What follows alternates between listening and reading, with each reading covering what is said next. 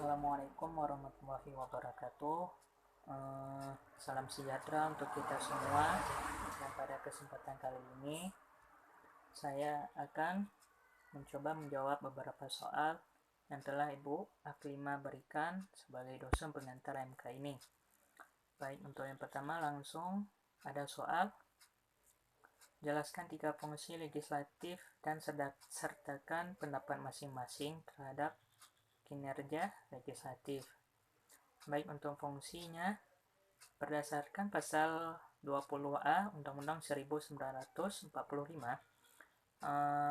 lembaga perwakilan atau lembaga legislatif memiliki 3 pokok dasar fungsi.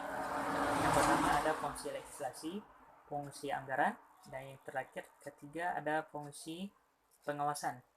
Untuk kinerjanya sendiri, menurut pengamatan saya, yaitu selama ini dalam arti adalah dalam masa pandemi menjadi menurunnya kinerja legislatif DPR dan DPD atau DPR dan DPD dengan permasalahan DPR dan DPD sesuai fungsi anggaran di bidang kesehatan dalam APBN dan APBD agar dapat memenuhi minimal 15%.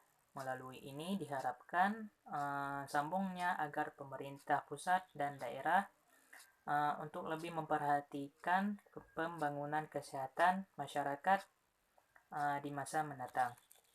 Oke, yang kedua ada soal apa yang dimaksud dengan sistem presidensial dan sistem parlementer dan apa kelebihan dan keunggulannya. Oke, saya jawab. Yang pertama ada sistem presidensial.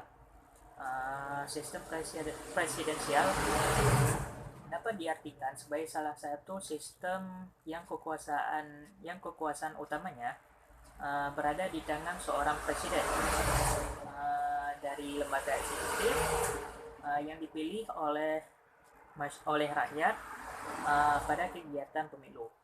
Dan untuk yang kedua, sistem parlementer adalah sebuah sistem pemerintah yang parlemennya memiliki peranan penting dalam pemerintah. Dalam hal ini, parlemen memiliki wewenang untuk mengangkat menteri, perdana menteri, dan parlemen pun dapat menjatuhkan pemerintah. Dan berikut ada kelebihan sistem presidensial.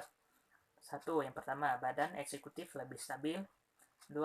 Seorang menteri tidak dapat dijatuhkan parlemen karena bertanggung jawab kepada presiden. Dan yang ketiga, pemerintah dapat leluasa karena tidak ada bayang-bayang krisis kabinet.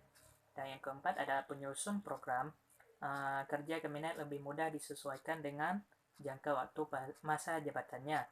Dan berikut selanjutnya ada keunggulan sistem parlementer. Yang pertama, pengaruh rakyat terhadap politik yang dijalankan sangat besar, sehingga suara rakyat sangat didengarkan oleh parlemen. Dan yang kedua, ada dengan adanya parlemen sebagai perwakilan rakyat, maka pengawasan pemerintah dapat berjalan dengan baik. Dan yang ketiga, yang terakhir, sistem pertanggungjawaban dalam pembuatan dan juga pelaksanaan kebijakan publik sangat jelas. Oke, baik. Untuk yang terakhir ada jelaskan pengertian desentralisasi. Oke, saya jawab. Apa yang dimaksud dengan desentralisasi? Desentralisasi adalah penyerahan kekuasaan pemerintah oleh pemerintah pusat kepada daerah otonom berdasarkan asas otonomi. Pengertian ini sesuai dengan Undang-Undang Nomor 23 Tahun 2014. Dengan adanya desentralisasi maka muncul otonomi bagi suatu pemerintahan daerah. Sekian beberapa soal yang dapat saya sampaikan. Saya akhiri. Wabillahi taufiq walhidayah. Wassalamualaikum warahmatullahi wabarakatuh.